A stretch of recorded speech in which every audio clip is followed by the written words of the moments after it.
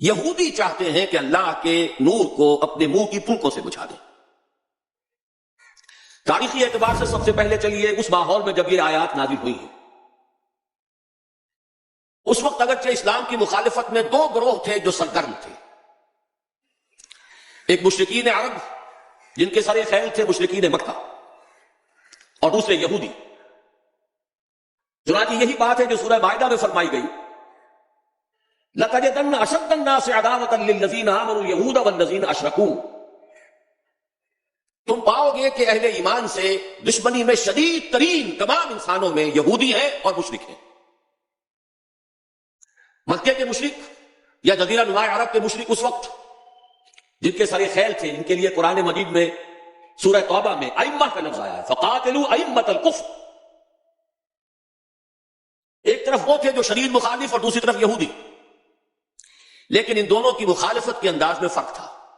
یہ نوٹ کرنا چاہتا ہوں میں آج، اچھی طرح سمجھ لیجیے۔ پہلا فرق یہ تھا کہ مشرکین عرب سامنے سے وار کرتے تھے جمع مردی کے ساتھ، ان کے مقابلے میں ان کی مخالفت میں کمینگی نہیں تھی، وہ اپنے باطل معبودوں کے لیے بھی گردن کٹا رہے تھے۔ ابو جہل نے کہا تھا ذرا نیچے سے گردن کاٹنا تاکہ اونچی نظر آئے کہ سردار کی گردن ہے، جب تم کسی چیز پر اس کو اوپر لٹکاؤ گے۔ 70 جانیں انہوں نے پیش کی ہیں بدر میں اپنے دین باطل کے لیے اور اپنے معبودان باطل کے لیے۔ اس کے برعکس یہودیوں کی مخالفت تھی کمینگی والی مخالفت،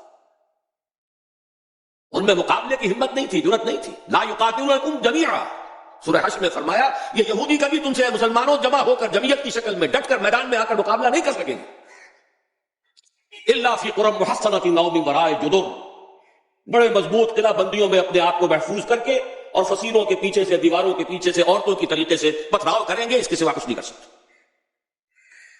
تو پہلا فرق یہ تھا کہ مشرکین مکہ اور مشرکین عرب بالعموم مخالفت کر رہے تھے، لیکن ان کی مخالفت جمع مردوں والی مخالفت تھی، سامنے کے دشمن کی حیثیت سے کھلم کھلا اعلان، جبکہ یہودیوں کی مخالفت میں کمینگی تھی، سازشی انداز تھا، خود لڑنے کی بجائے دوسروں کو ابھار ابھار کر لاتے تھے۔ اور دوسرا بڑا فرق کیا تھا، اس پہلے فرق کو تو نمایاں کیا اسی لفظ سے کہ گویا کہ اپنے منہ کی پھونکوں سے بجھانا چاہتے ہیں۔ ابو جہل بھی بجھانا چاہتا ہے اللہ کے نور کو، لیکن اپنے زور بازو کی بنیاد پر، اور یہ لوگ کردار کے اعتبار سے اتنے گر چکے ہیں کہ زور بازو کی بنیاد پر نہیں، منہ کی پھونکوں سے بجھانا چاہتے ہیں۔ بہترین تعبیر کی ہے اس کی مولانا ظفر علی خان نے کہ نور خدا ہے کفر کی حرکت پہ خندقن، پھونکوں سے یہ چراغ بجھایا نہ جائے گا۔ دوسرا فرق یہ تھا کہ اگرچہ مشرکین میں بھی ایسے لوگ تھے جو پہچان چکے تھے کہ محمد اللہ کے رسول ہیں، سچے ہیں، صادق ہیں، لیکن وہ استثنائی معاملات تھے، وہ غافل تھے۔ قرآن مجید میں بار بار ان کے کفر کے لیے توجیہ پیش کی گئی کہ ان کے پاس کوئی رسول آیا ہی نہیں، ان کے لیے رسالت اور نبوت بڑی ایک عجیب سی شے تھی، وہ چیزیں ان کے ذہن سے بالکل خارج ہو چکی تھی۔ لیکن یہود کا معاملہ اس کے برعکس تھا، وہ 100% پہچانتے تھے محمد رسول اللہ کو صلی اللہ علیہ وسلم، بالخصوص ان کے علماء، یعرفونہ کما یعرفون ابناءہم، پہچانتے ہیں اسے جیسے کہ اپنے بیٹوں کو پہچانتے ہیں، علی وجہ البصیرۃ، وہ کسی مغالطے میں نہیں تھے، پوری ٹھٹائی کے ساتھ پہچانتے ہوئے۔ آپ کو تو معلوم ہے کہ حضور صلی اللہ علیہ وسلم کی جو نشانیاں ہیں ان کا تو معاملہ بہت آگے کی بات ہے۔ حضور کے ادنا رفقا کا معاملہ کیا تھا کہ حضرت عمر رضی اللہ تعالیٰ عنہ کے بارے میں پوری ان کی صفات ان کے ہاں موجود تھیں، اور عیسائی علماء نے ان کے ساتھ ٹیلی کر کے ہی حضرت عمر کو سامنے کھڑے ہو کے دیکھ کر اور پھر جو ہے یروشلم کا قبضہ لیا تھا کہ ہاں یہ وہی درویش بادشاہ ہے جس کا ذکر موجود ہے ہماری کتابوں میں کہ یروشلم اس کے ہاتھوں فتح ہوگا۔ تو یہ دو فرق ذہن میں رکھیے، یریدون لیطفئوا نور اللہ بافواہہم واللہ متم نورہ۔ دوسری بات جو سوچنے کی ہے اس آیت میں کہ نور اللہ سے مراد کیا ہے؟ اللہ کا نور ایک اعتبار سے ذہن منتقل ہوتا ہے قرآن حکیم کی طرف۔ نور اصل میں قرآن مجید میں ہدایت کے لیے بھی آتا ہے، تورات کے لیے آیا فیہا ھدی و نور، انجیل کے لیے آیا فیہ ھدی و نور، روشنی ہی سے انسان راستہ دیکھ سکتا ہے۔ الہدیٰ قرآن حکیم، ہدایت کاملہ، اس کے لیے خاص طور پر لفظ آیا ہے۔ سورہ تغابن میں فرمایا فآمنوا باللہ ورسولہ والنور الذی انزلنا واللہ بما تعملون خبیر۔ ایک مفہوم تو یہ ممکن ہے قرآن مجید کے اس اصول کے تحت یا القرآن یفسر بعضہ بعضا، ویسے یہ کہ اس کا عام مفہوم اسلام، ہدایت، جس معنی میں چاہے لے لے، لیکن میرا ذہن زیادہ جس چیز کو قبول کر رہا ہے وہ ایک ایسے شخص کی تعبیر ہے جو اگرچہ کوئی معروف عالم دین نہیں تھا، میں نہ عارف نہ مجدد نہ محدث نہ فقیہ، اقبال اپنے بارے میں صاف کہہ رہا ہے، میں نہ عارف نہ مجدد نہ محدث نہ فقیہ، لیکن واقعہ یہ ہے اور آپ کے علم میں ہوگا میرا موقف یہ ہے، اس دور میں قرآن مجید کا نور بصیرت اللہ تعالیٰ نے بڑے وافر پیمانے پر انہیں عطا کیا تھا۔ انہوں نے تعبیر کیا ہے اس نور کو نور توحید سے، چنانچہ یہ اتمام کا لفظ اس کے ساتھ واللہ متم نورہ، جواب شکوہ کے شعر میں کہ وقت فرصت ہے کہاں، کام ابھی باقی ہے، نور توحید کا اتمام ابھی باقی ہے، واللہ متم نورہ ویابی اللہ الا ان یتم نورہ، یہ بھی نوٹ کر لیجئے، عربی زبان میں شدید تاکید کرنی ہو تو اس میں فاعل کی شکل میں لایا جاتا ہے، واللہ یتم نورہ بھی ہو سکتا تھا، نہیں واللہ متم نورہ کر کے رہے گا، اور پھر اس کو منفی اسلوب میں بھی بیان کر دیا تھا کہ کوئی شک و شبہ نہ رہے، مثبت بھی آ گیا واللہ متم نورہ، اور منفی وَيَأْبَى اللَّهُ إِلَّا أَن يُتِمَّ نُورَهُ، اللہ کو ہرگز منظور نہیں ہے مگر یہ کہ وہ اپنے نور کا اتمام فرمائے۔ وقت فرصت ہے کہاں، کام ابھی باقی ہے، نور توحید کا اتمام ابھی باقی ہے۔ میں چونکہ یہاں اسی تعبیر کو اختیار کر رہا ہوں، اس کے اعتبار سے ایک سوال پیدا ہوتا ہے، کیا نور توحید کسی بھی اعتبار سے نامکمل تھا، ناقص تھا، جس کے اتمام اور تکمیل کی ضرورت تھی؟ اگر میں اس سوال کا جواب ہاں میں دوں تو آپ سب چونک جائیں گے، لیکن میری وضاحت سن لیجئے۔ جہاں تک عقیدے کا نور ہے، عقیدے کی توحید ہے، اور انفرادی سطح پر اپنے عمل کی توحید ہے، توحید کے دو حصے سمجھ لیجئے، ایک توحید ہے عقیدے کی توحید، اللہ کو ایک ماننا، ایک جاننا، اس کی صفات میں، اس کی ذات میں کسی کو اس کا ساتھی، ہمسر، برابر، ہم پلہ، کفر، ند، ضد نہ سمجھنا۔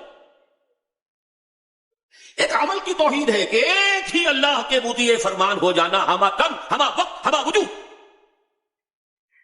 مخلصین لہ الدین، یہ عملی توحید ہے۔ تو عقیدے کی توحید اور انفرادی سطح پر عمل کی توحید ہر دور میں مکمل رہی، حضرت آدم کی بھی مکمل تھی، حضرت نوح کی بھی مکمل تھی، تمام انبیاء کرام کی مکمل تھی، نہ ان کی عقیدے کی توحید میں کوئی کسر ہو سکتی تھی، نہ انفرادی سطح پر عمل کی توحید۔ لیکن ایک توحید ہے اجتماعی سطح پر عمل کی توحید، پورے نظام زندگی کا اللہ کے حکم کے تابع ہو جانا، یہ ابھی مکمل ہونا تھا، اس کی تکمیل ہونی تھی۔ افراد موحد تھے اپنی زندگیوں میں بھی، اپنے عقیدے میں بھی، نظام جیسا آج آپ غور کیجئے، بڑے بڑے فن خواہ موحد موجود ہیں ہمارے ہاں، فن خواہ سمجھتے ہیں اپنے آپ کو، یہ معلوم ہوتا ہے شرک ہمارے قریب بھی نہیں آ سکتا۔ اجتماعی سطح پر ہم سب مشرک ہیں، پوری قوم مشرک ہے، مشرکانہ نظام ہے، جب تک وَيَكُونَ الدِّينُ كُلُّهُ لِلَّهِ نہیں ہوتا یہ نظام مشرکانہ ہے، قانون اللہ کا نہیں ہے، آپ کی عدالتوں میں اللہ کے حکم کی کوئی حیثیت نہیں، آپ کی منڈیوں میں، بازاروں میں اللہ کا حکم نہیں چلتا ہے۔ معلوم یہ ہوا کہ ایک ہے اجتماعی توحید، کچھ مواقع ضرور آئے ہیں تاریخ انسانی میں جبکہ اجتماعی توحید بھی ہوئی، حکومت قائم ہوئی حضرت داؤد کی اور حضرت سلیمان کی، وہ اجتماعی توحید کی تھی۔ لیکن ایک بات نوٹ کر لیجئے گا، یہ میرا اصل میں کل کی تقریر کا موضوع ہے، یہ کام تاریخ انسانی میں صرف ایک مرتبہ ہوا ہے کہ ایک فرد واحد اپنی دعوت کا آغاز کرے اور تمام مراحل سے گزار کر اپنی اس دعوت اور تحریک کو اور توحید کامل تک معاشرے کو پہنچا دے، یہ اس سے پہلے کبھی نہیں ہوا۔ حضرت داؤد کو تو راہ چلتے حکومت مل گئی تھی، جنگ تو ہو رہی تھی حضرت طالوت اور جالوت کی، وہ تو ایک گڈریا اپنا گوپیا لے کر آ گیا ہے وقت پر اتفاقاً، اور اس گوپیے کی جو پتھر تھا وہ جالوت کے آنکھوں کے اس کی زرہ میں جو سوراخ تھا اس میں سے ہو کر اس کے بھیجے میں گزر گیا، مارا گیا، حکومت مل گئی۔ کیا حضرت داؤد ایک داعی کی حیثیت سے سامنے آئے تھے؟ کیا انہوں نے اپنی کوئی جماعت بنائی تھی؟ کیا ان مراحل سے گزرے تھے؟ عقل میں صرف ایک مرتبہ ہوا ہے تاریخ انسانی میں، اور وہ محمد رسول اللہ صلی اللہ علیہ وسلم۔ فرد واحد سے بات شروع کر کے یہ جو آتا ہے خطبات جمعہ میں آپ سنتے وحد اللہ، توحید باب تفصیل سے، اور اپنی توحید کو خالص کرو اور خالص کرو اور خالص کرو اور خالص کرو، شرک سے اسے ہر اعتبار سے پاک کر دو۔ یہ تو پوری زندگی کا لائف لانگ ایفرٹ ہے۔ آخری امتحان توحید کا جو لیا ہے ابراہیم کے رب نے، دیکھیں اس بوڑھے کے دل میں کہیں اپنے بیٹے کی، اکلوتے بیٹے کی محبت تو ہم سے زیادہ نہیں ہو گئی۔ کیسے کیسے امتحانات سے گزر چکا وہ بوڑھا، کیسے کیسے امتحانات، لیکن آخری امتحان دعائیں مانگ مانگ کر بیٹا لیا تھا۔ فلما بلغ معه السعي، اور جب اب ذرا ہاتھ بٹانے کے قابل ہوا، کہیں اس کی محبت ہماری محبت سے زائد تو نہیں ہو گئی۔ انی ارا فی المنام انی اذبحک فانظر ماذا تری، اسی لیے جو آتا ہے قرآن مجید میں بار بار حضرت ابراہیم کے لیے آخری صنعت کے الفاظ آتے ہیں وما کان من المشرکین، شرک کے ہر شائبے سے پاک۔ تو یہ توحید عملی اجتماعی سطح پر ہونی باقی تھی، اس کا تعلق ہے اگلی آیت سے۔ یہ کب ہوگی؟ هو الذی ارسل رسولہ بالہدی ودین الحق لیظہرہ علی الدین کلہ ولو کرہ المشرکون۔ اللہ نے اپنے آخری رسول کو محمد صلی اللہ علیہ وسلم کو تو بھیجا ہی ہے الہدا، وہ دین حق اور الہدا اور دین حق دے کر تاکہ غالب کرے۔ جب تک دین غالب نہیں توحید ناقص ہے۔ عقیدے کی توحید ہو سکتا ہے کہ ہو، انفرادی سطح پر بھی ہو سکتا ہے، ایک آدمی جہاں جہاں بھی اللہ کا حکم مان سکتا ہو مان رہا ہو، لیکن آخر وہ کسی قوم کا فرد ہے، کسی ریاست کا شہری ہے، کسی خاندان کا فرد ہے، چار طرف سے جکڑا ہوا ہے رشتوں میں اور تعلقات میں۔ اس کی زندگی کے کتنے گوشے ہیں کہ جن کو ابھی وہ مشرکانہ نظام اپنی گرفت میں لیے ہوئے ہیں۔ یہ در حقیقت اسی وقت ہوگا جبکہ اللہ کا دین غالب ہو جائے۔ هو الذی ارسل رسولہ بالہدی ودین الحق لیظہرہ علی الدین کلہ ولو کرہ المشرکون۔ مشرک تو کبھی پسند نہیں کریں گے۔ یاد رہا شرک کو سمجھ لیجئے، یہ شرک صرف عقیدے کا نہیں۔ آج کا سب سے بڑا شرک کیا ہے؟ اللہ کا اللہ کو دو، ریاست کا ریاست کو دو۔ یہ سیکولر نظام ہے، یہاں پر جو ہے حاکمیت عوام چلے گی، جاؤ مسجدوں میں اللہ کا حکم نافذ کر دو۔ یہ سب سے بڑا شرک، کبھی گوارا نہیں کریں گے۔ وہ توحید ہو جائے، اللہ ہی کا حکم چلے، سب پر یکساں جاری ہو جائے، سب یکساں اللہ کے حکم کے تابع ہو جائیں۔ وَلَوْ كَرِهَ الْمُشْرِكُونَ، مشرک کبھی نہیں چاہیں گے، لیکن ان کی مخالفت کے علی الرغم، ان کی ساری ریشہ دوائیوں کے باوجود، ان کی تمام سازشوں کے باوجود اللہ کا دین غالب ہو کر۔ اب ذرا تاریخی اعتبار سے جائزہ لیجئے، ابھی ہم تھے اس ماحول میں جبکہ ابھی یہ آیات نازل ہو رہی تھی۔ پہلی بات تو یہ سمجھ میں آ گئی کہ محمد رسول اللہ صلی اللہ علیہ وسلم کا مقصد بعثت ہے غلبہ دین۔ یہ نوٹ کرنے کی بات ہے، کسی اور رسول کے لیے اللہ نے قرآن مجید میں یہ الفاظ استعمال نہیں کیے۔ شاہد سب تھے، مبشر سب تھے، نذیر سب تھے، داعی سب تھے، مبلغ سب تھے، معلم سب تھے، مربی سب تھے، مزکی سب تھے، لیکن یہ کہ هو الذی ارسل رسولہ بالہدی ودین الحق لیظہرہ علی الدین کلہ، صرف محمد کے لیے آئے الفاظ صلی اللہ علیہ وسلم اور 3 مرتبہ آئے۔ اب اس کے ساتھ جس کو صغرا کبرا کہتے ہیں لاجک میں پریمیسز، اس کے ساتھ جوڑیے دوسری بات جو قرآن میں 5 مرتبہ آئی ہے، اگرچہ وہ آئی ہے ذرا مختلف الفاظ میں۔ کہیں فرمایا وما ارسلناک الا رحمۃ للعالمین، ہم نے نہیں بھیجا ہے محمد صلی اللہ علیہ وسلم آپ کو مگر تمام جہان والوں کے لیے رحمت بنا کر۔ آپ کی بعثت جغرافیائی، نسلی، قومی، علاقائی حدود سے ماوراء بالا تک۔ قرآن میں بقیہ سارے رسولوں کی بات آتی ہے تو کہتے ہیں یا قوم یا قوم یا قوم۔ نوح نے کہا یا قوم اعبدوا اللہ، ہود نے کہا یا قوم اعبدوا اللہ، صالح نے کہا یا قوم اعبدوا اللہ ما لکم من الہ غیرہ، اور قرآن کہتا ہے یا ایھا الناس یا ایھا الناس اعبدوا ربکم الذی خلقکم والذین من قبلکم لعلکم تتقون۔ لیکن صریح ترین جو لفظ آیا ہے وما ارسلناک الا کافۃ للناس بشیرا ونذیرا، ہم نے نہیں بھیجا ہے محمد صلی اللہ علیہ وسلم آپ کو مگر پوری نوع انسانی کے لیے بشیر و نذیر بنا کر. اب ذرا اس کو جوڑیے، محمد کو بھیجا کاہے کے لیے؟ غلبہ دین کے لیے صلی اللہ علیہ وسلم. اور بھیجا کن کے لیے؟ تمام انسانوں کے لیے. کیا نتیجہ نکلتا ہے منطق سے؟ محمد الرسول اللہ صلی اللہ علیہ وسلم کا مقصد بعثت مکمل اسی وقت ہوگا جب پورے عالم انسانیت پر اللہ کا دین غالب آ جائے.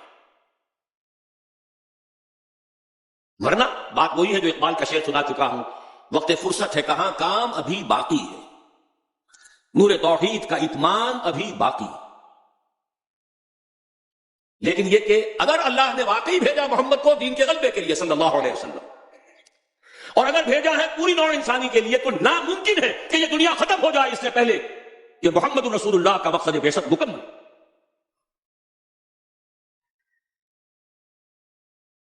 یہی بات ہے کہ جس کی خبر پیشن گوئی کے طور پر قرآن میں تو نصوص ہے، لیکن ان سے نتیجہ نکالنا پڑے گا. منطق، حضور کو بھیجا پوری نوع انسانی کے لیے اور بھیجا غلبہ دین کے لیے، تو مقصد بعثت کی تکمیل اسی وقت ہوگی جبکہ کل عالم انسانی پر اللہ کا دین غالب آ جائے.